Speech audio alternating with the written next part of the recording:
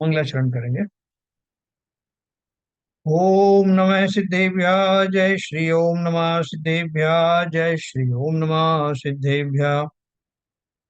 मंगलम भगवान वीरो मंगलम गौतमो गणि मंगलम कुंद कुंदाद्यो जयंधर्मोस्तु मंगलम। सर्वमंगल मांगल्यम सर्व कल्याण कारकम प्रधानम सर्वधर्माणां जैनम जयतु शासनम। जैनम जयतु शासनम जैनम जयतु शासनम। नमः समय साराय स्वानुभूत्या चकाशते चिस्वभावाय भावाय सर्वभावांतरच्छिदे।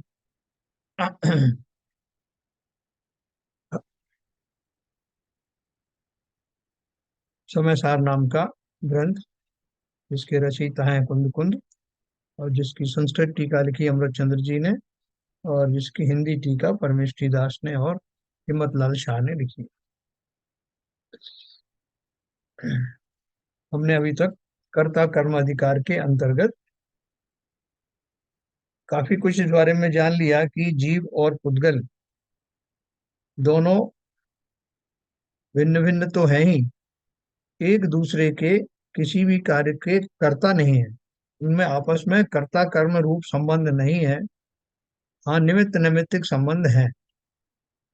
और निमित्त नैमित्तिक संबंध तो बहुत सारे द्रव्यों का एक द्रव्य के साथ हो सकता है, लेकिन कर्ता कर्म संबंध हमेशा एक द्रव्य का उसी द्रव्य में ही होता है, ऐसा नियम है। तो अगर ये सिद्ध कर सके हम कि जो कर्ता कर्म संबंध, जो भी संबंध दिखाई दे रहे हैं, वो कर्ता कर्म संबंध अगर हैं तो किसी एक द्रव्य के ही होंगे, और अगर वो द्रव्य दो हैं तो उनमें निमित्त नैमित्तिक संबंध पाए जाते हैं।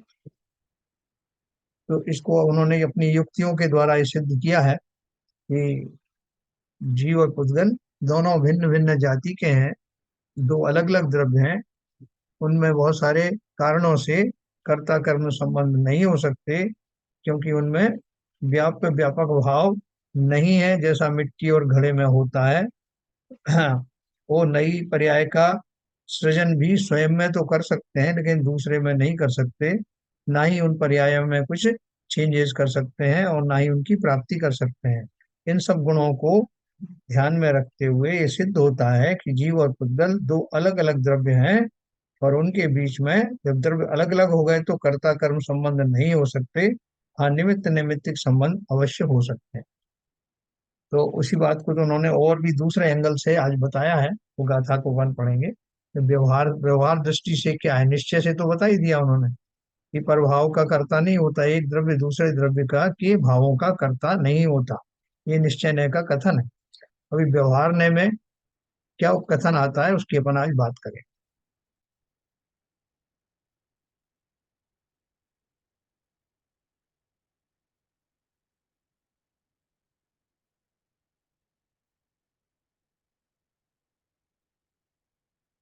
ये व्यवहार की बात है। कल अपन ने जो पढ़ा था उसके लास्ट में आपको पढ़ता हूँ। भावार्थ पढ़ा था कि पुद्गल कर्म को परमार्थ से पुद्गल द्रव्य ही करता। जीव तो पुद्गल कर्म की उत्पत्ति के अनुकूल अपने रागादिक परिणामों को करता है, और पुद्गल द्रव्य ही पुद्गल कर्म को भोगता है, तथा जीव तो पुद्गल कर्म के निमित्त से होने वाले अपने रागादिक परिणामों को भोगता है। परंतु जीव और पुद्गल का ऐसा निमित्त नैमित्तिक भाव देखकर अज्ञानी को ऐसा भ्रम होता है कि जीव पुद्गल कर्म को करता है और भोगता है। अनादि अज्ञान के कारण ऐसा अनादि काल से प्रसिद्ध व्यवहार है। परमार्थ जीव पुद्गल की प्रवृत्ति होने पर भी जब तक भेद विभेद ज्ञान न हो, तब तक बाहर से उनकी प्रवृत्ति एक सी दिखाई देती है। अज्ञानी को जीव पुद्गल का भेद ज्ञान नहीं होता, इसलिए वह ऊपरी दृष्टि से जैसा दिखाई देता है वैसा मान लेता है। इसलिए वह यह मानता है कि जीव पुद्गल कर्म को करता है और भोगता है। श्री गुरु भेद ज्ञान कराकर, परमार्थ जीव का स्वरूप बताकर, अज्ञानी के इस प्रतिभास को व्यवहार कहते हैं, है ना। देखो क्या है इसकी, और अभी वो उदाहरण देंगे। अभी एक जगह बहुत बढ़िया बढ़िया भोजन सामग्री सजी हुई है, तो वो सजी हुई है, जिसने उसको सजाया है उसका उद्देश्य ये है कि उसको देख करके आपको, देखने मात्र से ही आपको प्रसन्नता अनुभव हो कि कितने स्वादिष्ट व्यंजन है, कितने प्रकार के हैं, वेराइटीज हैं। तो इस उस उद्देश्य से परोसे गए हैं। और वो व्यंजन भी अगर उनमें चेतना होती, तो वो भी ऐसा एक्सपेक्ट करते कि जो विजिटर्स हैं वो सब उनको देख देख करके प्रफुल्लित हो रहे हैं। गुलाब जामुन है तो वो सोच रही है कि मेरे पास आके मेरे मिठास का अनुभव करते ही ये लोग प्रसन्न हो जाएंगे कि क्या मीठा मीठी चीज रखी हुई है। तो या मेरा शेप देख करके प्रसन्न होंगे, इस आशय से वो रखा हुआ। लेकिन अब वहां से जो गुजरे हुए व्यक्ति हैं उनमें से कुछ ऐसे हैं कि जिनको कोई को डायबिटीज की बीमारी है, कोई ऐसे हैं कि जिनको पेट का रोग, दूसरे रोग हैं, जिनका डाइजेशन खराब है, तो उनको वो देख करके आनंद आया ही नहीं, जैसा कि एक्सपेक्टेड था। तो लेकिन जो बिल्कुल सर्वथा स्वस्थ हैं, उनको जैसा कि एक्सपेक्ट किया जा रहा था उनके भाव वैसे ही होते हैं। तो कहने का अर्थ क्या है कि जीव अपने भाव उन वस्तुओं के अनुरूप करे या ना करे, ये उसके ऊपर निर्भर करता है, वो इस मामले में स्वतंत्र है। इसलिए वो कंपलसरी नहीं है कि पुद्गल के भावों को जीव करता है या जीव के भावों को पुद्गल करता है, दोनों स्वतंत्र हैं। इसीलिए बोला कि अपने रागादिक परिणामों को जीव भोगता है। अब जीव का राग हुआ देख करके तो उसको लगेगा कि मैं ये खा लूं, लेकिन उसके परिणाम हुए नहीं तो उसको भोगेगा भी नहीं। जीव और पुद्गल का ऐसा निमित्त नैमित्तिक भाव देखकर, निमित्त नैमित्तिक भाव कहाँ हुआ कि भाई इतना बढ़िया भोजन बना है तो लोग क्यों नहीं आकृष्ट होंगे। अपन दूसरे एंगल से देखें तो लोग उसमें बोलेंगे बिल्कुल। एक शंका हो रही थी, कल भी वो प्रश्न आ रहा था दिमाग में कि जी। पुद्गल के भावों को, तो पुद्गल के भावों से मतलब किस तरह से, कि पुद्गल तो अचेतन है, वो कैसे भाव करता है? हाँ, हाँ बराबर। भाव का अर्थ है उसके अंदर में उसका जो स्वभाव है, पुद्गल का जो स्वभाव है वो क्या है। अभी जैसे जो स्पर्श है, रस है, गंध है, वर्ण है, ये सब उसके उसके स्वभाव ही है ना, उसके स्वभाव के पार्ट है वो। तो वो पार्ट, उनके जो भाव हैं, उसके जो भाव हैं वो दूसरे को लुभा नहीं सकता। उसके मीठेपन से मुझे कुछ लेना देना नहीं। अगर मैं राग आदि नहीं करूं तो उसमें मीठापन होने दो, उसमें स्पर्श अच्छा होने दो, चिकना होने दो, वो मेरे भावों को प्रभावित नहीं कर रहा। वो जो है उसका स्वभाव वो उसका है। अगर मैं उसमें आकृष्ट हूँ, जैसे मुझे बहुत अच्छा लगा, दूसरे को नहीं लग सकता है। तो वो जो उसके पुद्गल के जो स्वभाव भाव हैं उनको उसका भाव कहते हैं। लेकिन मेरा भी एक शंका है, जैसे आप बोल रहे हैं जीव अपने राग द्वेष के परिणाम को भोगता है, पर जीव तो भोगता है नहीं, वो तो क्या था, दृष्टा में रहता। तो मतलब संसारी जीव की बात कर रहे हैं हम, तो संसारी और क्या। जीव ही भोग। और और जैसे क्या। जो जिन्होंने मतलब अपने कर्मों को निर्जरा कर लिया, तीर्थंकर हैं, तो वो तो भोक्ता भाव में रहते ही नहीं है ना। हाँ, अपन सब ये संसारी जीव की तो बात कर रहे हैं। अच्छा। हाँ, अभी सब संसारी जीव की बात कर रहे हैं, अज्ञान दशा की बात कर रहे हैं, राग आदि परिणाम की बात कर रहे हैं। तो ये यहाँ तो जीव कहाँ भोगता रहता, जीव तो केवल जान रहा और देख रहा। नहीं, वो देखो ऐसा है। महसूस जीव ही कर रहा है ना। भैया अच्छा। जड़, ये शरीर शरीर शरीर क्या है? शरीर तो पहले से ही वो जड़ है। हम्म। हमारा हमारी आत्मा, हमारा जो जीव है वही तो महसूस करता अच्छा। है कि दर्द है कि क्या है क्या हम्म। नहीं है। अगर अभी खाली से मृत मृत सब में सुई चुभते रहो तो क्या महसूस होगा? अगर मरा हुआ आदमी है, उसमें सुई चुभो या उसे काटो तो क्या महसूस होगा उसे? तो तो इसीलिए आप जो कह रही हैं, जीव ही उसको महसूस करता है। नहीं जो सरिता जी कह ये रही हैं, पदगल नहीं, मतलब ये पुद्गल के भाव है कि जीव के हैं? मतलब हमारा ये कहने का मतलब है कि भाव तो जो जो कुछ होता है, तो अभी जैसे आपने बोला पुद्गल के भाव होते हैं। पुद्गल के भाव का अर्थ मैंने आपको बताया अभी, जैसे अभी हाँ। मैं पूछा था, ललित जी ने पूछा था। पुद्गल हाँ। के अंदर में जैसे उसके उसके जो गुण होते हैं वही उसके भाव हम्म। है ना। अपन स्वभाव शब्द से समझ जाते हैं कि स्वभाव का अर्थ क्या है।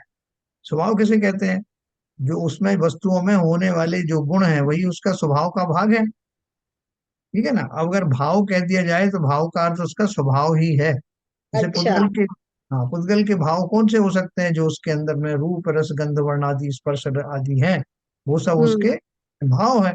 और उन भावों का कर्ता जीव नहीं है। जीव जीव के कहने से भी उसमें कोई किसी चीज में, नीरस चीज में मिठास उत्पन्न नहीं हो सकती। कोई जिसका स्पर्श जो है खुरदुरा हो, कठोर हो, उसको जीव सोच लेगी कि ये मुलायम हो जाए तो थोड़ी हो जाएगा। जीव के हम्म। अपने भाव और जीव का जो रूप है, जो स्पर्श है, उसको देख करके, सॉरी, पुद्गल का जो गुण है उनको देख करके, उनके भावों से प्रेरित होकर के जीव उन दशाओं को प्राप्त हो या ना हो, ये उसके ऊपर हम्म। है ना। ये जो इतना बढ़िया व्यंजन मैंने आपको बताया कि बने हुए थे, किसी ने इतना अच्छे से बना करके परोसा, और जो खाना वाला थे वे सब रोगी थे, तो उनको कुछ उसमें आनंद ही नहीं आया, तो बनाने वाला, परोसने वाला बड़ा दुखी हो जाएगा, या व्यंजन स्वयं ही दुखी हो जाए अगर उनमें चेतना हो तो, कि हम तो इतने कैंसर। हलक से आए थे। एक सेकेंड, कि हमको देख करके खुश हो जाएंगे, हमारी चीजों को देख करके इतना ज्यादा प्रसन्न होंगे, लेकिन कोई हुए ही नहीं। तो इसका मतलब क्या हुआ? कि वो, उनके भाव कंपल्सरीली जीव को प्रभावित करेंगे, ये आवश्यक नहीं। हाँ, बोलिए। हम्म। मैं ये कह रहा था सरता जी से कि जो जीव के भाव हैं वो चेतना स्वरूप भाव हैं, और जो पुदल के भाव हैं जो उसके स्वभाव रूपी भाव है। स्वभाव के यहाँ दो मीनिंग हुए। और जहां तक आप कह रही थी कि वो दुख सुख का जो भोग करता है, वो संसारी हम्म। जीव के भाव ही होते हैं। वही संसारी जीव ही दुख अपने आर्त रौद्र ध्यान में जाता है। अगर वो मुक्त अवस्था में हो गया तो उस समय तो राग द्वेष है ही नहीं, हाँ, तो सिद्ध हाँ। बन गए तो उस समय प्रश्न करने का सवाल ही नहीं है। हम्म। तो ये मैं जो समझता हूँ इस तरह का विवेचन होना चाहिए। और ये सारा जो है संसारी जीवों की बात चल रही है, कर्ता कर्म अधिकार में, आश्रव अधिकार में।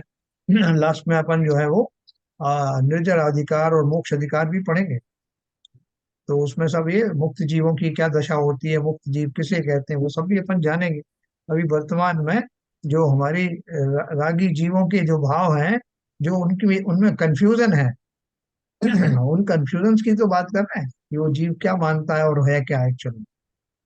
तो अपन ने पढ़ा, पुद्गल कर्म को परमार्थ से पुद्गल द्रव्य ही करता है, यानी पुद्गल के करने योग्य जो भी कार्य है वो पुद्गल स्वयं करता है, जीव थोड़ी करता है। पुद्गल में होने वाले जो कम ज्यादा है, चिकनापन है उसमें, खुरदरापन है उसमें, गर्म उष्णता है उसमें, नमी है, या उसके रस आदि है, वो सब पुद्गल ही करता है। जब उनमें स्कंद बनते हैं, दो से ज्यादा परमाणुओं का स्कंद बनता है, तो उसमें जो खुरदुरापन ज्यादा आ जाता है, अगर खुरदुरे परमाणुओं से संपर्क होता है, या चिकने चिकने का संयोग होता है, तो वो ज्यादा स्निग्ध हो जाते हैं। तो ये सारी जो क्रियाएं होती है पुद्गल की, पुद्गल पुद्गल में ही होती हैं। जीव तो पुद्गल कर्म की उत्पत्ति के अनुकूल अपने रागादिक परिणामों को करता है। जैसे वो घड़ा था ना, तो घड़े को बनाने में कुम्हार का क्या रोल था? कुम्हार खाली ये सोच सकता है कि मुझे घड़ा बनाना है, लेकिन बनेगी तो मिट्टी ना। कुम्हार स्वयं तो उस घड़े में घड़े का हिस्सा नहीं बन सकता। तो इसलिए जीव तो उद्गल कर्म की उत्पत्ति के अनुकूल, यानी उसके स्वभाव के अनुरूप ऐसा अपना हाथ घुमाएगा, सब कुछ करेगा, उसका शेप लाने की कोशिश करेगा। मतलब मन मानसिक रूप से, बाह्य रूप से तो पुद्गल ही पुद्गल को घुमाता है, अपने रागाधिक परिणामों को करता है। ये रागाधिक परिणाम है कि मैं इस शेप को कर दूंगा, ऐसा बना दूं, ये घड़ा बन जाए, इसका चौड़ा मुंह कर दूं। और पुद्गल द्रव्य ही पुद्गल कर्म को भोगता है।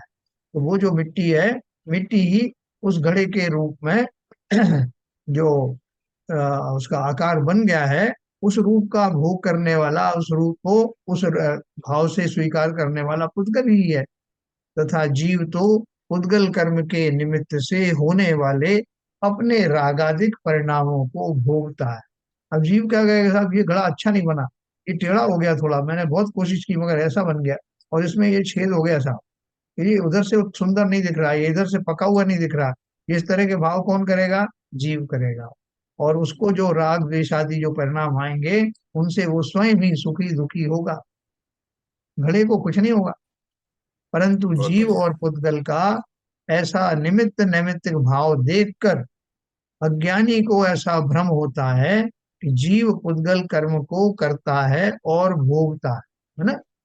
पुद्गल कर्म को जीव करता है और भोगता है, का मतलब अर्थ क्या है? कि जो वो घड़ा बना ना, तो घड़ा बनने में अगर आप अलग से देखें तो उसमें कुम्हार का खाली रोल निमित्त नैमित्तिक ही है। वो ऐसा चाहता था ऐसा हो जाए, ऐसा शेप बन जाए। वो कुम्हार के शरीर की बात मत करो, शरीर को भी पुद्गल की कैटेगरी में डाल। अब वो जो उसके अंदर में जो जीव है, वो उसके तो भाव ही हो सकते हैं ना, कि मैं इसको ऐसा शेप दे दूं, मैं उसको ऐसा कर दूं। वो ऐसा नहीं बना, तो वो बोल रहे हैं कि वो पुद्गल के उस शेप आदि के फलस्वरूप सुखी दुखी होता है। तो अज्ञानी को ऐसा भ्रम होता है कि जीव पुद्गल कर्म को करता है और भोगता है। वो सोच रहा है, किसी ने आके उसको बोला कि भैया तुमने ये कैसा घड़ा बनाया, ये तो इसका तो शेप अच्छा ही नहीं आया। तो उसने उसने भी महसूस ये किया कि मैंने वास्तव में गलत घड़ा बनाया। अब वो जो मानसिक रूप से सुखी दुखी हो रहा है, लेकिन दूसरा देख रहा है कि ये घड़े को देख करके, यानी घड़े ने इसके अंदर में ऐसे दुख सुख के भाव भर दिए। तो घड़े ने भरे क्या? घड़े के जो आकार है उसको देखकर ये जीव स्वयं ही रागी द्वेषी हो रहा है, घड़े ने थोड़ी कुछ किया। घड़ा तो जैसा बन गया वैसा बन गया, उसने क्या किया? लेकिन अज्ञानी तो यही कहेगा भैया घड़े ने, कि घड़े के कारण ही तो, उसका शेप के कारण ही तो ये दुखी हो रहा है ना, इसलिए घड़े ने ही वो दुख उसको दिया। तो घड़े ने दिया क्या? तो यही वो कह रहे हैं, ऐसा भ्रम होता है जीव और पुद्गल का, ऐसा निमित्त नैमित्तिक भाव देखकर अज्ञानी को ऐसा भ्रम होता है। तो अब दूसरा कहेगा भाई साहब ये इसने, घड़े ने क्या किया है? बोले घड़े ने नहीं किया। क्या बात करते हो, घड़े को देख के ही तो ये सुखी दुखी हो रहा है, आप बोल रहे हो घड़े ने कुछ नहीं किया। घड़े को देख के ही हुआ है भाई। तो हमको इसी तरह के भाव आते हैं संसार की समस्त घटनाओं में। हम जो है वो निमित्त नैमित्तिक संबंध को कर्ता कर्म के रूप में मानने लगते हैं।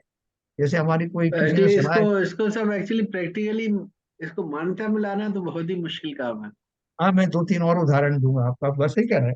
जैसे नहीं, अभी उदाहरण किसी तो ने, ठीक है, पर कोई भी जैसे कोई चीज अगर मान लो घर में ही गलत हो जाए तो हम कहते हैं अरे, जैसे मान लो रोटी बनी, रोटी जला दी। हाँ बोले भाई तो रोटी ने जलाई नहीं है, उसने नहीं जलाई है, रोटी अपने आप ही जली है, इसलिए यूं करता तो है नहीं। हाँ, तो ये तो हम आए दिन ऐसा देखते हैं, लेकिन ये जो कॉन्सेप्ट आप बता रहे हैं वो ये व्यवहार में तो किस तरह लाए एक्चुअली इस चीज को? नहीं, ये व्यवहार जो की जैसे बात। मटके का भी आपने बताया, तो कोई चीज जैसे मान लो मैंने कोई चित्र बनाया और अच्छा नहीं बना, तो मुझे लगता है कि अरे मैं तो और कोशिश करता तो और अच्छा बन जाता चित्र। बराबर। देखो अभी ये आपने जो भी बात कही, चित्र बनाया, तो चित्र मेरी असावधानी के कारण खराब हुआ। असावधानी क्या है कि मेरा मानसिक संतुलन ठीक नहीं था, मेरा विचार वैसा ठीक नहीं था, वैसा कंसंट्रेशन नहीं था जितना होना चाहिए मानसिक रूप से। लेकिन प्रकट में मैं क्या है, उस चित्र को देख देख करके मैं दुखी हो रहा हूँ कि वो सही नहीं बना, और उसका उत्तरदायी स्वयं को ही मानता हूँ कि मैंने गलत बना दिया। तो ये हाँ। भाव इतनी गहराई से जुड़े होते हैं कि हमें उनमें, उस उद्गल में और अपने भावों में अलगपना करना बड़ा मुश्किल हो जाता हम्म है। हर एक चीज में ऐसे ही होता है।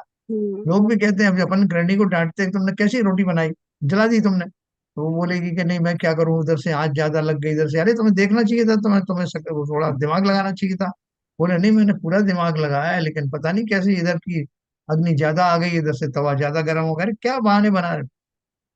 तुमने ही ठीक से नहीं किया। तो अपन तो सीधा सीधा उसमें ही देते ना, ब्लेम करते हैं। लेकिन वास्तव में उसमें बहुत सारे कॉन्स्टिट्यूएंट्स होते हैं और पौद्गलिक ही होते हैं, क्योंकि अल्टीमेटली तो उसको, रोटी को ज्यादा जलाया या कम करना, वो जो उपकरण थे या जो आग थी, उनके कम या ज्यादा प्रयोग के कारण वैसा हुआ। लेकिन प्रयोग करने वाला जो है वो व्यक्ति था, और चूंकि वो चैतन्य था, इसलिए सारी गलतियां उसके ऊपर डाल देते हैं। तो ये व्यवहार में भी तो यही होता है, आप सही कह रहे हो। इसलिए वो व्यवहार वाले ही अपन गाथा अगली पढ़ने वाली। लेकिन ये गलती तब भी होती है जब हम जागरूक नहीं होते हैं। जब भी होती है, और जब हाँ, जागरूक हो तब भी होती है कि साहब मैंने बहुत जैसे हम कोशिश की, जागरूक मैंने नहीं, तो। हम कहीं भी सोच रहे तो भूल गए, रोटी को पलटा ही नहीं तो वो जली जाएगी ना। तो यही क्या हम लोग के साथ में यही होगा कि हम जागरूक रहें तो हम नहीं, शायद कई कुछ कारण, अपने पुरुषार्थ कर कई पाएंगे। कई कारण होते हैं, कई कारण होते हैं, एक कारण नहीं। अभी एक और मैं आपको बताऊं कि वो बना रही थी गृहिणी, उससे वो रोटी थोड़ी सी जल गई, काली हो गई। और वो बड़ी दुखी हो रही थी कि जब मैं ये परोसूंगी तो लोग क्या कहेंगे। लेकिन वहां जो बैठे हुए थे वो सब कहीं से पढ़ के आए थे कि जली हुई रोटी आजकल आ रही ना, जली हुई रोटी वो बहुत अच्छी लगती है और स्वाद भी उसका और फायदा भी होता है। तो वो सब तो तैयार बैठे थे, जैसे ही ये लेके गई बड़े डर डर के कि अब गालियां पड़ेगी, उन्होंने सबने कहा, "अरे वाह वाह वाह, आपने हमारी इच्छा के अनुसार बना दिया।" तो क्या है, इसमें भावों की महत्ता बहुत होती है। वो वस्तु को देखकर, वो रोटी ने थोड़ी कहा कि मुझे आप जो है काली बनाना, या जो है काली बन जाऊं तो आप खुश खुश हो जाना। ये सब तो जीव की दशाओं पर निर्भर करता है। तो इसलिए पुद्गल ने जीव के भावों को नहीं बनाया, हम ही अब उसके अनुसार से, अपने भाव के अनुसार प्रेरित होते हैं। तो यही उन्होंने बोला, अनादि अज्ञान के कारण ऐसा अनादि काल से प्रसिद्ध व्यवहार है। कैसा है? जीव और पुद्गल का निमित्त नैमित्तिक भाव देखकर अज्ञानी को ऐसा भ्रम होता है कि जीव पुद्गल कर्म को करता है और भोगता है, यानी वही करने वाला है और वही दुखी सुखी होने वाला है। लेकिन अनादि अज्ञान के कारण ऐसा अनादि काल से प्रसिद्ध, जैसे आप सब कह रहे हो ना, एक बहुत मुश्किल काम है ये, इसीलिए मुश्किल है, कैसा ही व्यवहार है। परमार्थ से जीव पुद्गल की प्रवृत्ति भिन्न होने पर भी जब तक भेद ज्ञान ना हो तब तक बाहर से उनकी प्रवृत्ति एक सी दिखाई देती है। रोटी ने मुझे दुखी किया, दूसरा बोलेगा साहब इसने जो रोटी जलाई इसके पीछे इसके मनोभाव हैं, ये बहुत अभी गुस्से में भरी हुई थी इसलिए इसने रोटी जला दी, इसका इस तरफ वो ध्यान ही नहीं था, वो अभी अभी किसी से लड़ाई करके आएगी। तो वो सब एक में एक ऐसे हो जाते हैं, वो कारण एक दूसरे में ऐसे समाहित हो जाते हैं कि हम उनको कर्ता कर्म के रूप में मानते हैं कि इस क्रोधी स्त्री ने रोटी को जला दिया, हाँ, या इस रोटी के कारण आज मुझे डांट खानी पड़ी। ये सारे जो निमित्त निमित्तिक संबंध हैं, उनकी व्याख्याएं हैं। वास्तव में रोटी ने उस व्यक्ति को नहीं कहा कि तुम ऐसा बनाओ या ऐसा खाओ या ऐसे भाव करो, इस तरह उसने नहीं कहा। ये जीव के ऊपर डिपेंड करता है कि वो किस तरह उसको लेता है। तो इसलिए कब बोले, जब तक भेद विज्ञान ना हो तब तक बाहर से उनकी प्रवृत्ति एक सी दिखाई देती है। अज्ञानी को जीव पुद्गल का भेद ज्ञान नहीं होता, इसलिए वह ऊपरी दृष्टि से जैसा दिखाई देता है वैसा मान लेता है। इसलिए वह यह मानता है कि जीव पुद्गल के कर्म को करता है और भोगता है। श्री गुरु भेद ज्ञान कराकर परमार्थ जीव का स्वरूप बताकर अज्ञानी के इस प्रतिभास को व्यवहार कहते हैं। अभी जो सरिता जी ने प्रश्न पूछा था कि जीव तो ज्ञाता दृष्टा है, तो जीव को इस तरह की बात क्यों सोच रहा है, तो जीव अज्ञानी दशा है ना उसकी, तो इसलिए वो श्री गुरु क्यों बीच में आ गए। श्री गुरु ने उसको अपने स्वरूप का ज्ञान कराया। श्री गुरु भेद ज्ञान कराकर कि भैया तू अलग है, पुद्गल अलग है, इसके पीछे क्यों एक दूसरे को दुखी कर रहे हो। ये तो वस्तुएं हैं, बनती बिगड़ती रहती हैं, उनमें अपने आकार लेने का शेप है। हाँ, अभी वो आए, उसने साहब नमक कम डाला, आटे में नमक कम डाला, तो उन्होंने बोला कैसा कैसा आलूनी रोटी बनाई, तो बोला नहीं, ये जो नमक आया है ना, इसमें थोड़ा नमकीन पना कम है, मैंने तो अंदाज से उतना ही डाला। बोला अरे बेकार के बहाने बना रहे हो, जबकि ये फैक्ट है कि उसने उसी अंदाज से डाला, लेकिन जो आया था नमक उसमें उस तरह का नमकीन पना कम था। तो पुद्गल के किन्हीं गुणों के कारण जीव उन पर दोषारोपण करता है। ये सब व्यवहार में अपन देखते हैं ना, लेकिन वो उसका अलग गुण है, मेरा अलग गुण है, मैं उसके कारण दुखी हूं या ना हूं। बहुत सारे लोग जो कुछ आ गया भोजन में उसको सहर्ष खा लेते हैं, उनमें कोई मीन मेक नहीं निकालते, कुछ लोग बहुत निकालते हैं। तो वस्तु तो जैसी है वैसी है, जीव अपने भावों को ही भोगता है। जीव पुद्गल कर्म को करता है और भोगता है, इसलिए वो यह मानता है। श्री गुरु भेद ज्ञान कराकर परमार्थ जीव का स्वरूप बताकर, निश्चय से जीव का स्वरूप क्या है वो बताकर अज्ञानी के इस प्रतिभास को व्यवहार कहते हैं कि भैया ये तुम जो व्यवहार से रागी द्वेषी हो रहे हो, ये तुम्हारा स्वभाव है नहीं, ये वस्तु अलग है, दूसरा जीव अलग है, इन दोनों में भेद समझो, भेद ज्ञान करो, तो तुम्हें किसी बात पर ना तो क्रोध आएगा, ना किसी तरह का कोई राग आएगा। तो इसलिए जब वो समझाते हैं तब जीव को समझ में आता है। ये सारी कथा किसकी हो रही है? अज्ञानी जीवों की हो। ठीक है सरिता जी। अब इस हाँ। व्यवहार को अब इस व्यवहार को दूषण देते हैं, ये जो व्यवहार है उसको और चर्चा करते हैं। देखो बहुत सारे ऐसे ऐसे बारीक भाव होते हैं जो जीव पकड़ नहीं पाता, हमारे ही अंदर छुपे हुए ऐसे अनंत अनंत भाव होते हैं जो बहुत गहराई में छुपे रहते हैं, और जब वो कभी मौका आता है तो वो उभर के आते हैं। वो साइकियाट्रिस्ट होता है ना, वो साइकाट्रिस्ट पकड़ता है कि इनके इसका इस तरह का व्यवहार क्यों है। तो वो व्यवहार के पीछे निकालता है कि साहब इनके जो दादाजी थे वो इस तरह के स्वभाव के थे, और एक बार उनका ऐसा ऐसा झगड़ा हुआ था, तो उन्होंने उनको ये कहा था, ये बालक उस समय वहां देख रहा था, तो इसके दिमाग में इस तरह की ग्रंथियां भर गई हैं। अब वो घटनाएं जब होती हैं तो ये उससे जुड़ जाता है, ऐसा वो एनालिसिस करता है। और वास्तव में ऐसा ही है कि जीवों के कौन कौन से कर्मों की संतति के कारण, कौन कौन से संस्कारों के कारण उसका वर्तमान में पर्यायगत स्वभाव ऐसा बन गया। तो बारी क्या, हम स्वयं भी अपने स्वभाव को नहीं जानते कि मैं ऐसा क्यों हूं, है ना। तो यहाँ बता रहे हैं कि अब इस व्यवहार को दूषण देते हैं, क्या देते हैं? उदगल कर्म जीव जो करे, हिंदी वाली मैं पहले पढ़ रहा हूँ। उदगल कर्म जीव जो करे, उनको ही जो जीव भोगवे, जिनको असम्मत द्विक्रिया से एक रूप आत्मा हुए। है गाथा क्या है? यदि पोगल कम कम्मिणम उब्बदी कम चेव वेद यदि आदा दो क्रिया वदिरितो पसज्जते सोजनाव मदम यदि पुद्गल कर्मेदं करोति तच्चैव वेदयते आत्मा विक्रिया व्यतिरक्तः प्रसजाति सा जिनावतम।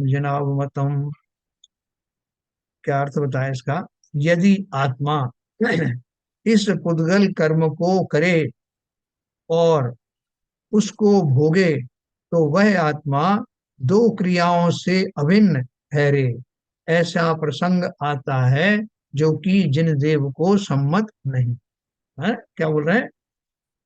यदि आत्मा इस पुद्गल कर्म को करे और उसको भोगे, तो वह आत्मा दो क्रियाओं से अभिन्न, मतलब एक ही क्रिया ठहराई जाएगी, वो आत्मा की और पुद्गल की सब एक ही कहलाई जाएगी अगर कर्ता कर्म संबंध बना तो।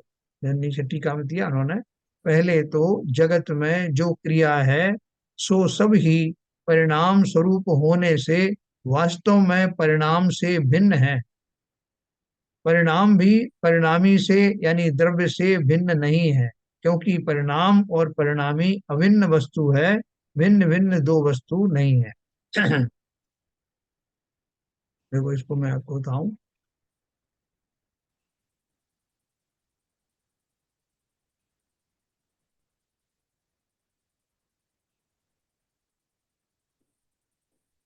हाँ देखो, जगत में जो क्रिया है सो सब ही परिणाम स्वरूप होने से वास्तव में परिणाम ही है।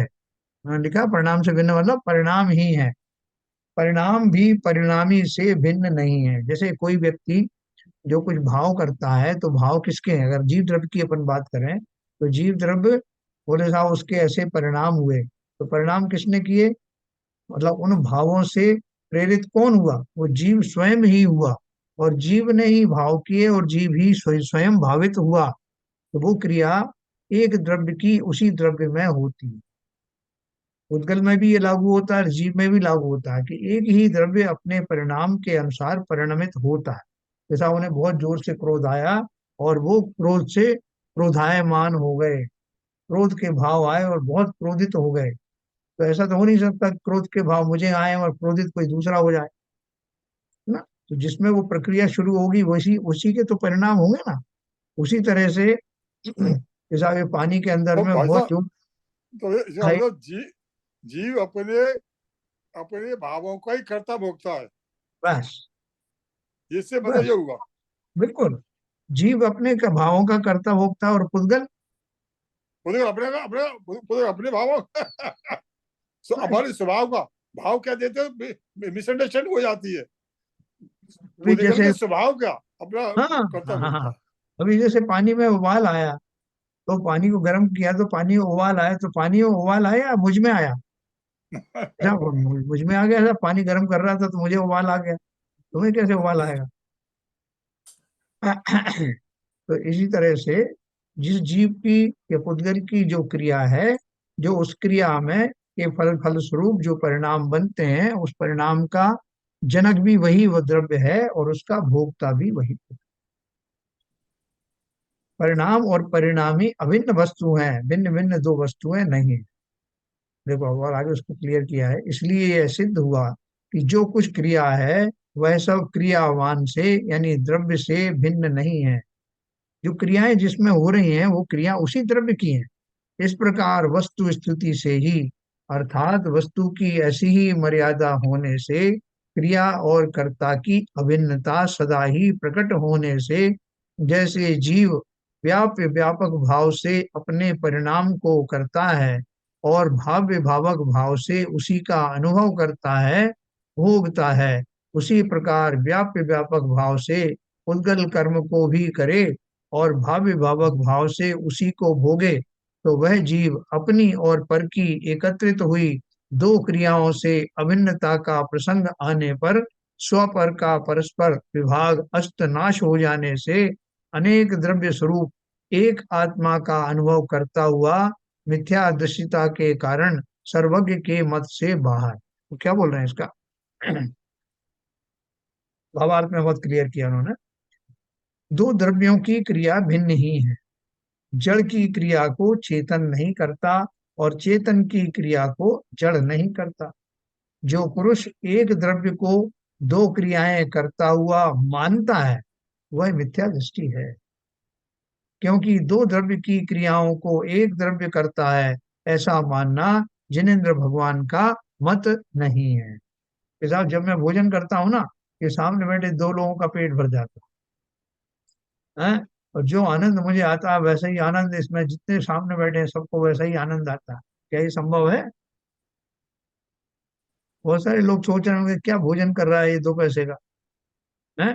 तब ऐसा आनंद भोजन, आनंद तो आ सकता है, पर सेम टाइप का आनंद आए वो जरूरी नहीं है। वही वही बात है, सेम टाइप का नहीं जब जब आएगा तो माँ माँ अपने बच्चे को खाना खिला रही है तो हाँ, बच्चा अलग आनंद अनुभव कर रहा है, माँ भी आनंद अनुभव कर रही है, पर वो अलग टाइप का है। वो अपने राग का आनंद ले रही है, राग मेरा बेटा खा रहा है, उस हम्म। आनंद के कारण वो उससे सुखी हो रही है। और वो सामने एक भिखारी का बेटा भी आया है और वो भी चटकारे ले रहा है, तो मुझे उससे कोई मतलब नहीं है। और वो मेरे बेटे से अगर उसने ज्यादा खा लिया तो माँ दुखी हो जाती है कि मेरे बेटे ने तो एक ही खाया और ये देखो दो दो तीन तीन खा ली इसने, कैसे आनंद के साथ में उससे द्वेष हो जाता। तो सब जीवों के अपने अपने भाव हैं और मैं उनमें उनमें क्या देख रहा हूँ, क्या देखना चाहता हूँ। माँ अपने बेटे की खुशी ढूंढ रही है, वो खुशी अगर उसमें मिल जाती है तो वो आनंदित होती है। देखो कैसे निमित्त निमित्तिक संबंध है, राग आदि में भी निमित्त निमित्तिक है। वो अपने बेटे को जो प्रसन्नता वो सोच रही थी, अनुभव जिसकी प्रतीक्षा कर रही थी कि कब उसका चेहरा खिले, और उस अनुभव के लिए वो तैयार बैठी थी, ऐसा भावना भा रही थी कि काश इसमें वो आनंद आए। वो चाह करके वो आनंद उसमें प्रकट नहीं कर सकती थी अपने बेटे में, लेकिन उसको उम्मीद थी कि ये खाते ही बच्चा खिल उठेगा। अगर वो खिल जाता है तो ये अपने अंदर में तृप्ति का अनुभव करती है, प्रसन्नता का अनुभव करती है। लेकिन अगर उसको कोई मजे नहीं आए तो ये भी उदास हो जाती है। तो इसका अर्थ ये नहीं कि वो उससे सीधा प्रेरित हो रही है, लेकिन निमित्त निमित्त संबंध है। द्रव्य तो दोनों अलग अलग हैं, उनके होने या ना होने पर मैं अपने रागादि भाव के अनुसार सुखी दुखी होता हूँ। ठीक है ना? तो दो भाई द्रव्यों की, साहब एक ही प्रकार की क्रियाओं से भिन्न भिन्न प्रकार के जीव भिन्न भिन्न भाव हो जाते हैं। बिल्कुल बिल्कुल बिल्कुल, बिल्कुल बिल्कुल बाबूजी बिल्कुल। एक ही हाँ, घटना से अलग अलग लोग अलग अलग तरह से तो उसका आनंद उठाएंगे। तो ये सबको एक में गिन लेना हाँ हाँ ये स्वभाव वो नहीं है। बिल्कुल सही कह रहे हैं। हाँ। तो जब देखो दो दो चेतन द्रव्य की बात अपन कर रहे हैं तो यहाँ तो सीधा सीधा पुद्गल और जीव के बीच में तो ऐसा संबंध हो ही नहीं सकता ना, या है ना। दो द्रव्यों की क्रिया भिन्न ही है। जड़ की क्रिया को चेतन नहीं करता और चेतन की क्रिया को जड़ नहीं करता। जो पुरुष एक द्रव्य को दो क्रियाएं करता हुआ मानता है वो मिथ्या दृष्टि है, कि मैं ही साहब ये लकड़ी को बनाता हूँ, मैंने ही घड़ा बनाया, मैं ही कपड़ा बुनता हूँ। तो जब वो कहने वाला तो इसी भाव से कहेगा, भाई साहब ये कपड़ा किसने बनाया है, मुझे यहाँ सामने लाओ, उसको मुझे इनाम देना है। तो तुरंत एक व्यक्ति को लाके खड़ा कर दिया जाता है, साहब इसने बनाया। तो कैसे बनाया? यही रुई था क्या, यही कपास था क्या, यही वो ताने वाने थे क्या? नहीं नहीं साहब, उसमें तो बहुत सारी चीजों का योग मिला है। ये इसने निमित्त तो उन बना सब, था। हाँ इसने तो, ये तो निमित्त बना उनमें सब एक जगह करने। लेकिन हम बिना हिजक के, कोई झिझक के यही बोलेंगे कि साहब इसने बनाया। वो व्यक्ति भी ये महसूस करेगा, बाकी के लोग भी ये करेंगे, उसको इनाम भी दिया जाएगा, वो खुश हो जाएगा, फिर आके बोलेगा आज मुझे अपने कपड़े बनाने का इनाम मिला। व्यवहार कितनी दूर तक जाता है, लेकिन एक्चुअल में देखें तो व्यक्ति ने बनाया कपड़ा। तो ये जो बारीकी है, ये हमको समझाया इसलिए जा रहा है कि हमारा ये व्यवहार इतनी दूर तक चला जाता है, हम इसके इतने आदी हो गए हैं कि हम गहराई से ये बात सोच भी नहीं पाते कि बनाने का अर्थ क्या है। क्या संबंध है उस व्यक्ति का कपड़े के साथ? कर्ता कर्म संबंध है या निमित्त नैमित्तिक संबंध, है ना? खाली इस बात को समझाने की जो बात आती है, व्यवहार में किसको फुर्सत मिली है? व्यवहार में आपको भाई साहब इसने नहीं बनाया, ये तो निमित्त रहा, लोग उसको चुपचाप बिठा देंगे, चुपचाप बैठो, कहाँ का निमित्त और ये लेके बैठ गए हैं, हमें तो अवार्ड देना है उसको। कोई आपकी बात सुनेगा क्या? पागल ठहरा देगा। तो यहाँ जो हमारी चर्चा चल रही है, भेद विज्ञान हमें उस लेवल तक करना है कि लोग हमें पागल कहने लगे और हम उन्हें पागल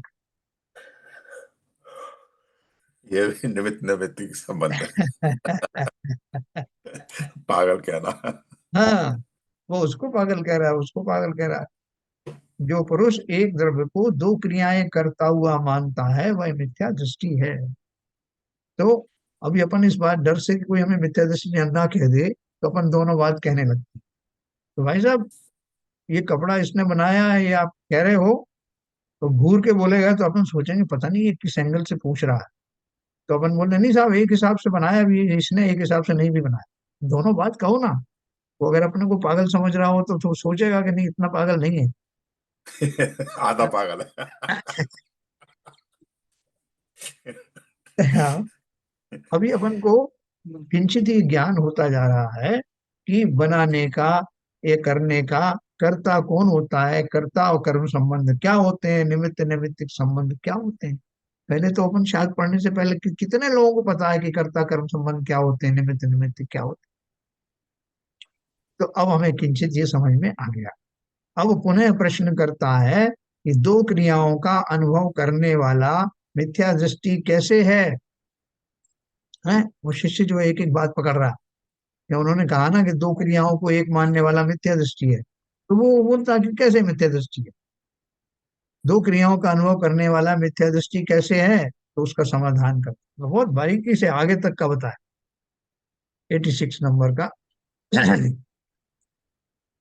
जमहा दुअत्त भावम ओगल भावम च दो भी कुबंती तेण दो मिच्छा दिट्ठी दो क्रियावादिनो हुंती यस्मात् यस्मात्त्वात्मभावम् उद्गलभावं च द्वावपि कुर्वन्ति तेन तो मिथ्या दृष्टयो विक्रियावादिनो भवन्ति। जीव भाव पुद्गल भाव दोनों भाव को आत्मा करे, इससे ही मिथ्या दृष्टि ऐसे द्विक्रियावादी हुए। क्योंकि आत्मा के भाव को और पुद्गल के भाव को, दोनों को आत्मा करते हैं ऐसा वे मानते हैं। इसलिए भाव का अर्थ क्या है? जो अपना जो स्वाभाविक जो गुण होते हैं, उन गुणों के कारण से जो एक भाव बना रहता है। जैसे जीव के चैतन्यमय भाव बने रहते हैं, उद्गल के जड़ात्मक लेकिन अपने स्पर्श वर्ण आदि गुणों को धारण करने के कारण जो उनके भाव होते हैं। जैसे लकड़ी का भाव अलग होगा, उसको अपन स्वभाव लगा देते हैं, समझ में आता है, भाव लगाने से थोड़े अपन कंफ्यूज हो जाते हैं, है ना। लकड़ी का जो स्वभाव है, उसका जो भाव है, लोहे से विपरीत है, पीतल से विपरीत है, या प्लास्टिक से अलग है, जीव से तो सर्वथा अलग है ही। क्योंकि आत्मा के भाव को और पुद्गल के भाव को, दोनों को आत्मा करता है ऐसा वे मानते हैं। कौन मानते हैं? वो मिथ्या दृष्टि। इसलिए एक द्रव्य के दो क्रियाओं का होना मानने वाला मिथ्या दृष्टि है। अभी अपन को समझ में आ गया ना कि जब एक जीव दूसरे जीव का भाव नहीं कर सकता, क्योंकि दोनों चैतन्य है, तो अचेतन के भाव तो मैं कैसे करूंगा? है नेक्स्ट टू इम्पॉसिबल। निश्चय से द्विक्रियावादी यह मानते हैं। नहीं साहब, जीव जो है देखो अपना भी कर सकता है, दूसरे का भी कर सकता है। कैसे कर सकता है? कि देखो ये जीव है, ये मेरी ये कोई स्त्री है, वो भोजन भी बनाती है और अपना स्वयं का भी ख्याल करती है, अपना श्रृंगार आदि भी करती है और भोजन आदि का भी निर्माण करती है। तो दोनों काम किए ना एक ही ने। बोले निश्चय से द्विक्रियावादी यह मानते हैं, और एक और मान सकती हो, इस पूरे परिवार को मैं ही तो भोजन कराती हूँ, मैं ही इनका सब ख्याल रखती हूँ, मैं ना हूं तो इनका काम ही ना चले। ऐसे ऐसे गड्ढमड्ढ हो गए सारे विचार। उसमें कौन सा निमित्त नैमित्तिक भाव है, कौन सा जीव का भाव है, कौन सा पुद्गल का भाव है, ये सब मिक्स हो जाता है। निश्चय से द्विक्रियावादी यह मानते हैं कि आत्मा के परिणाम को और पुद्गल के परिणाम को स्वयं आत्मा करता, इसलिए वो मिथ्या दृष्टि ही है, ऐसा सिद्धांत है। जैसे अपन ने रोटी के माध्यम से भी समझा कि उसने स्त्री ने जो अपना आटा गूंथा, तो आटे में बहुत सारे जो फैक्टर्स हैं जिनके कारण कि वो कड़ा गूंदेगा या सख्त और नरम गूंदेगा, इसमें पानी कितना पड़ा हुआ है, इसमें और कंस्टिट्यूएंट कितने मिलाए हैं, तो जीव की मनोदशा कैसी है, स्त्री के हाथों में ज्यादा बल नहीं है, वो बीमार चल रही है। तो ये बहुत सारे फैक्टर्स होते हैं जिनके कारण से कि वो उस रूप में उसका परिवर्तन होता है, वो निमित्त उसका वैसा मिलता है। ऐसा सिद्धांत है कि आत्मा के निश्चय से द्विक्रियावादी यह मानते हैं कि आत्मा के परिणाम को और पुद्गल के परिणाम को स्वयं आत्मा करता है, इसलिए वे मिथ्या दृष्टि ही हैं, ऐसा सिद्धांत है। एक द्रव्य एक द्रव्य के द्वारा दो द्रव्यों के परिणाम किए गए प्रतिभाषित ना हो, जैसे कुम्हार घड़े की उत्पत्ति में अनुकूल अपने इच्छारूप और हस्तादि की क्रिया रूप व्यापार परिणाम को, जो कि अपने से अभिन्न है और अपने से अभिन्न परिणति मात्र क्रिया से किया जाता है, उसे करता हुआ प्रतिभाषित होता है। परंतु घड़ा बनाने के अहंकार से भरा हुआ होने पर भी वह कुम्हार अपने व्यापार के अनुरूप मिट्टी के घट परिणाम को, जो मिट्टी से अभिन्न है और मिट्टी से अभिन्न परिणति मात्र क्रिया से किया जाता है, उसे करता हुआ प्रतिभाषित नहीं होता। इसी प्रकार आत्मा भी अज्ञान के कारण उद्गल कर्म रूप परिणाम के अनुकूल अपने परिणाम को, जो कि अपने से अभिन्न है और अपने से अभिन्न परिणति मात्र क्रिया से किया जाता है, उसे करता हुआ प्रतिभाषित हो।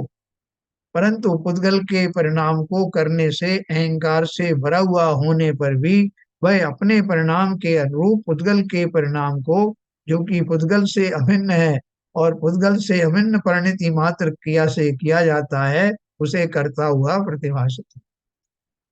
क्या समझे? है ना, इस पूरा चैप्टर में बहुत घुमाव है। लेकिन उसका बिल्कुल सिंपल आवाज में बहुत सिंपल ढंग से उसका अर्थ दिया है। हैं? क्या दिया है? आत्मा अपने ही परिणाम को करता हुआ प्रतिभाषित हो, उद्गल के परिणाम को करता हुआ कदापि प्रतिभाषित ना हो।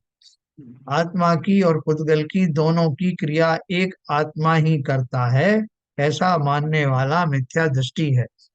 देखो, जब जो कुमार जो है घोड़े घड़े को बना रहा है, ऊपर की जो टीका में जो लिखा है, तो उसको बनाते समय उसको बहुत विश्वास के साथ मिट्टी को लेकर के बैठा है।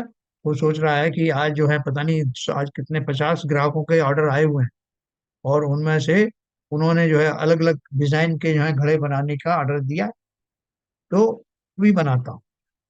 तो जिस समय उसकी जो इच्छा शक्ति चल रही है बनाने की, उसका विवेक चल रहा है कि कौन से घड़े को के कौन से शेप में देना है, तो वो सब सोचता हुआ बहुत, किसी ने उससे कहा कि आप बना लोगे? अरे भाई मेरा ये रात दिन का काम है भाई साहब, क्या बात कर रहे हैं। तो बहुत अहंकार से भरा हुआ है, विश्व अहंकार कह लो, विश्वास से भरा हुआ है कि उसको मालूम है कि ये मैं कर लूंगा, और पूरी उमंग के साथ में अपनी इच्छा शक्ति के साथ में मिट्टी को लेकर के बैठा है और उसमें शेप दे रहा है। तो उसमें कुम्हार के भाव बन रहे हैं।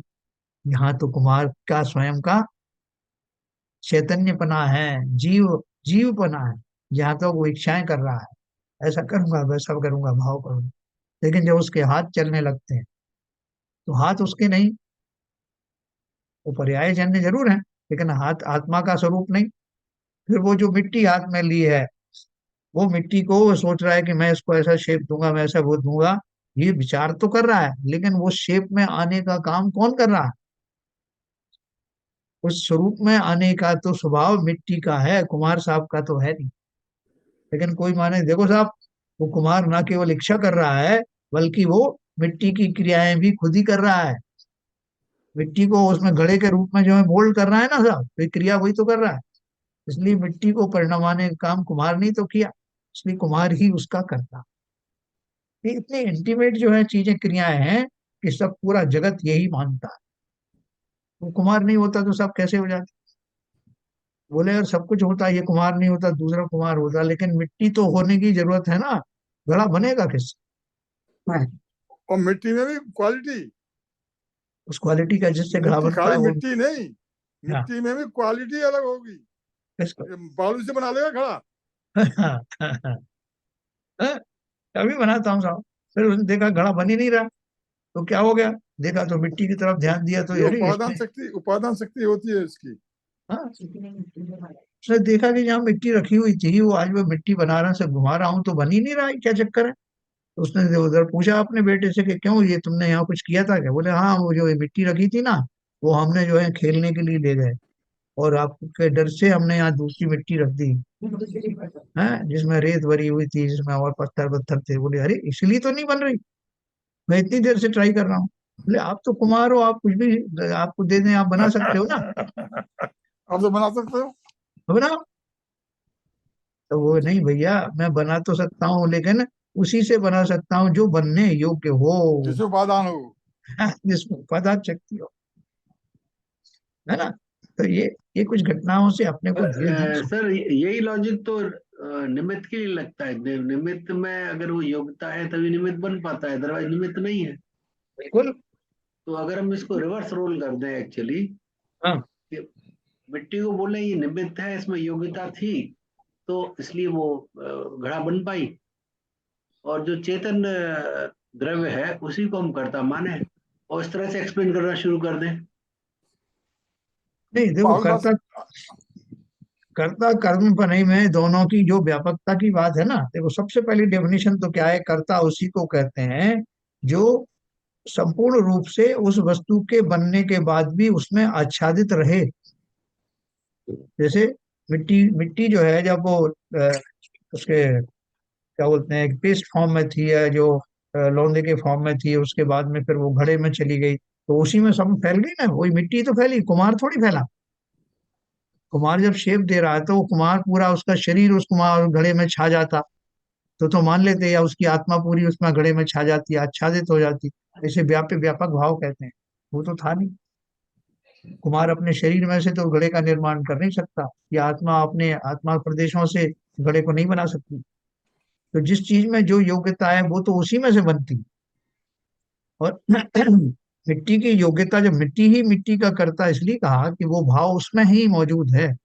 स्वर्ण में ही स्वर्ण पने की योग्यता थी जिससे गहने बने, ये सुनार ने उनको बनाए, तो उसका जो है वो करता है, खाली व्यवहार से कहा जाता है किसने बनाया, लेकिन वास्तव में अपन जानते हैं कि इनमें निमित्त निमित्त संबंध है। वो उसका जो है उस शेप आदि देने में जरूर वो निमित्त बना, लेकिन स्वर्ण आभूषण बनाने में सब जगह वो स्वर्ण ही छाया रहता है, चाहे वो चूड़ी हो, चाहे कंगन हो, चाहे कुछ भी हो। तो पहली परिभाषा ये है, जो अपनी समस्त पर्यायों में व्याप्य रहता है वही उस वस्तु का करता है।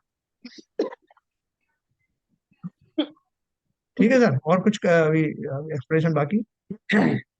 तो आत्मा अपने ही परिणाम को करता हुआ, अभी इच्छा की बात करें तो जीव जो है वह इच्छा करने की उसकी सामर्थ्य है, उसकी योग्यता है। जीव अपनी इच्छाओं का करता है, ये तो हमेशा रहेगा।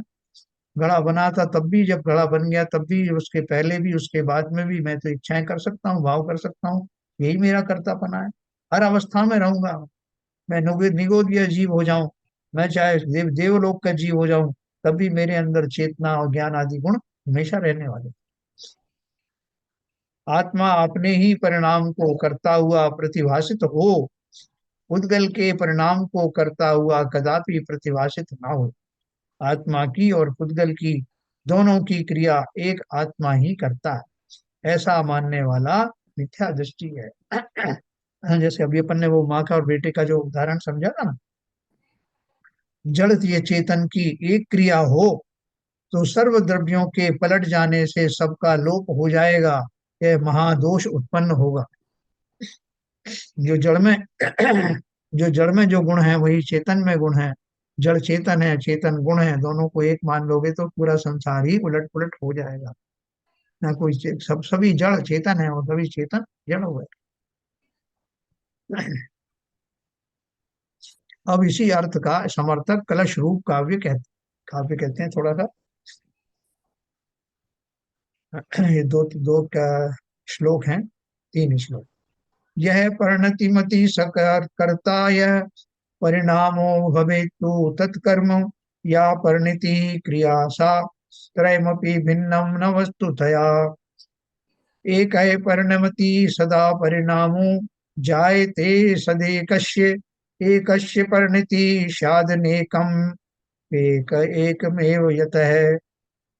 नो भौ परिणमतः खलु परिणामो, नो भयो प्रजायेत, उभयोर्न परिणतिः स्वाद्यदनेक मनेकमेव सदा।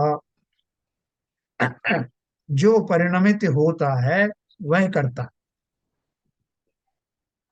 जो परिणाम है सो कर्म है, और जो परिणति है सो क्रिया है। यह तीनों वस्तु स्वरूप से भिन्न नहीं है ना। इसका भावार्थ क्या है? द्रव्य दृष्टि से परिणाम और परिणामी का अभेद है।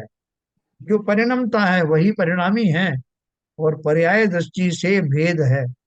द्रव्य दृष्टि से जो सोना है वही आभूषणों के रूप में परिवर्तित हुआ है, इसलिए सोनापना यानी सोने के परिणाम उसको उस रूप में लाने में सहायक हुए, शेप लाने में, उसमें जाने में, उस आभूषण को भी सोने का बनाने में उस सोनापन का ही कार्य है। और पर्याय दृष्टि से भेद है। सोना हार नहीं है, हार कंगन नहीं है, कंगन चेन नहीं है, पर्याय दृष्टि से भेद। लेकिन स्वभाव दृष्टि से चेन भी सोना ही है, कंगन भी सोना ही है, द्रव्य दृष्टि से वो सब एक है। तो द्रव्य दृष्टि से परिणाम और परिणामी का अभेद है, और पर्याय दृष्टि से भेद है। भेद दृष्टि से तो कर्ता कर्म और क्रिया ये 3 कहे गए हैं।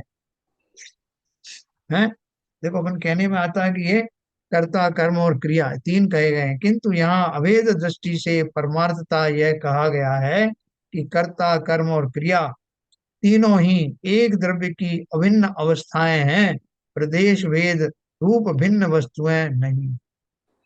मैं ही मेरा करता हरता है, करता धरता हरता है, पर मैं मेरा कुछ काम नहीं। मैं अरस अरूपी अस्पर्शी, पर मैं कुछ भी मेरा विश्राम नहीं। बहुत सही। अभी अपन कहते हैं ध्यान ध्याता और ध्येय। कहते साहब मैंने ध्यान किया, किसका ध्यान किया? स्वयं का किया। किसके द्वारा किया? किस प्रक्रिया के द्वारा किया? स्वयं का, स्वयं के चिंतन के द्वारा स्वयं का ही ध्यान किया। तो ये तीनों क्रियाएं ध्यान ध्याता और ध्येय कौन हुआ? ये आत्मा। नहीं, आत्मा है, जीव जो भी है, द्रव्य है, वो द्रव्य ही उसका कर्ता हो सकता है। जो परिणमन किया जीव ने ही किया, जो परिणमित हुआ वो जीव ही हुआ, जिस क्रिया के द्वारा परिणमन हुआ वो जीव की ही क्रिया थी। अब उन कहते भाई साहब वो उनको पता नहीं कैसा उनके अंदर में भाव आया कि वो उस समय में उन्होंने ऐसा चिंतन किया। तो ये अपन उन्हीं के ऊपर छोड़ रहे हैं ना कि उनके पता नहीं कैसा भाव आया कि उन्होंने ऐसा चिंतन किया, और उसके फलस्वरूप उनको क्रोधित होते मैंने देखा। तो भले क्रोध जो है वो अज्ञान दशा में हुआ है, लेकिन ये तीनों ही भाव वो जीव ने ही किए। इसलिए जो जीव जो करता होता है वो स्वयं ही उन तीनों चीजों का जिम्मेवार होता है।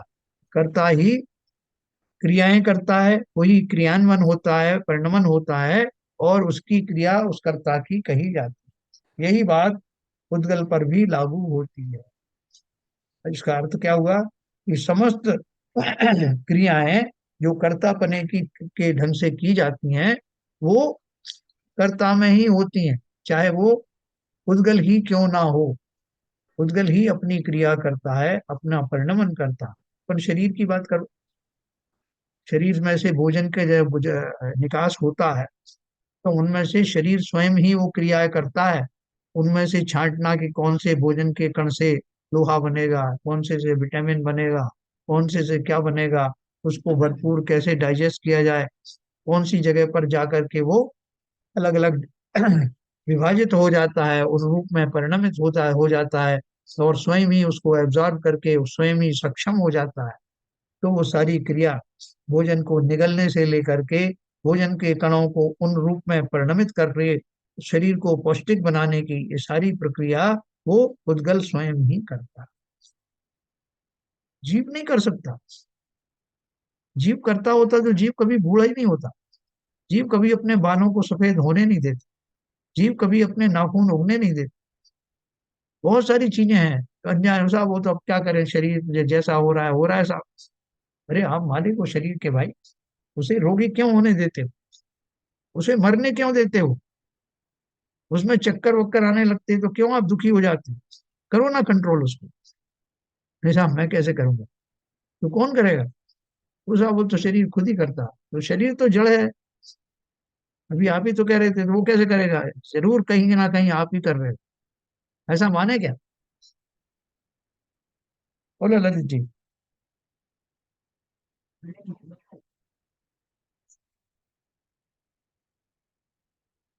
नहीं, ऐसा कैसे मान सकते हैं? वो तो मिथ्या दृष्टि वाली बात होगी ना एक्चुअली, कि अगर आप जीव का कर्ता, जो पुद्गल का कर्ता आप नहीं है एक्चुअली।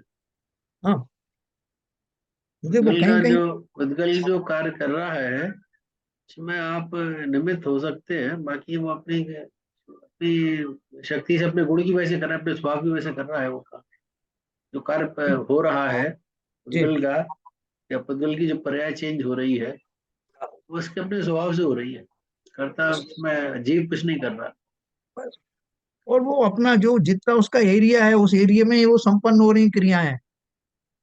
जिस हाँ, द्रव्य का जितना एरिया है उससे बाहर नहीं हो रही। कि शरीर तो नहीं, यहाँ है और जो एरिया तो हो सकता है बढ़ा ले एरिया। द्रव्य अपना, जैसे मान लीजिए कोई विस्फोट हो रहा है, तो हाँ, पहले छोटा सा था और विस्फोट हुआ तो पूरे में वो फैल गया पूरे आकाश में। अब तो वो जितने में तो फैला स्पेस है तो वो बढ़ा सब, लेता है। जितने में फैला है उतने में वो द्रव्य मौजूद है ना। हाँ, उसमें मौजूद। चलो अपन इस बात को भी कल और अच्छे से पढ़ेंगे। मुझे लगता है कि आज थोड़ा सा अपन ने कोशिश की इसको सिंप्लीफाई करने की। नहीं जैन साहब ऐसा है, जी। जब कुम्हार घड़ा बना रहा है हाँ। और उसने मिट्टी का पूरा लोथा बना के रखा हुआ है बाहर, जी। उसमें से जितनी मिट्टी लेगा उसका उतना ही घड़ा बनेगा, बाकी मिट्टी का थोड़ी बन जाएगा। जो बाहर रखी हुई है उसका थोड़ी बन जाएगा, बना तो इसको रहा हूँ, जादू का खेल थोड़ा है। यस। तो जो जो आपने कहा ना कि विस्फोट इतना हुआ तो द्रव्य वहां तक पहुंच गया, तो वो भी उतना ही वो द्रव्य वहां पे प्रेजेंट था, इसलिए वो विस्फोट वहां तक गया। भाई अपन दुबले पतले होते हैं तो तब भी अपना वो शरीर उतना रहता है। अपन मोटे हो गए तो उस पूरे शरीर में, ये मतलब मोटे क्या है हुए कि शरीर जो में। उसकी क्रिया है, क्रिया के हिसाब से वो अपने स्पेस बढ़ा सकता है। जैसे पानी उबाला, तो जब हाँ उसका ठंडे वॉल्यूम बढ़ कर, जाएगा। तो उसका वॉल्यूम बढ़ जाता है, तो हाँ, वो अपने हाँ, हिसाब से उसका जो अपनी गुण है उसके हिसाब से वो कार्य होता है। हाँ, बट वो जितना भी बढ़ जाएगा एरिया उस सब में वो विद्यमान रहेगा। विद्यमान जैसे रहेगा। गुब्बारा है, गुब्बारा भी छोटा था बिना फूले हुए, जब फूल गया तो वो बहुत बड़ा हो गया। लेकिन पूरा ही उसको गुब्बारा ही कहा जाएगा। उसमें उसके जो परमाणु हैं उसके संपूर्ण भाग में विद्यमान रहे। चलिए बहुत बढ़िया। तो मुझे लगता है कि थोड़ा भाई साहब थोड़ा बच्चे समझ से में आ बड़ा रहा हो जाता है, है।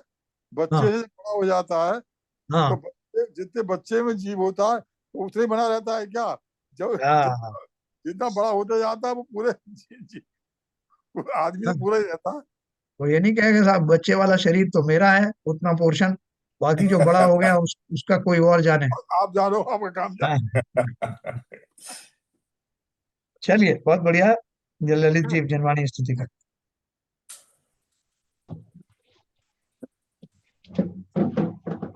शतम नाश वेको ज्ञान के प्रकाश वेको आप पर भास वेको भानु सी बखानी है।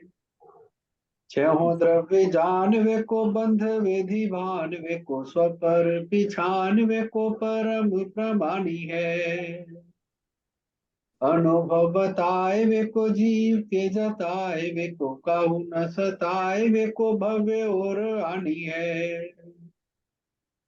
जहाँ ताह तार वेको पार के उतार वेको सुख विस्तार वेको यही जिन वाणी है।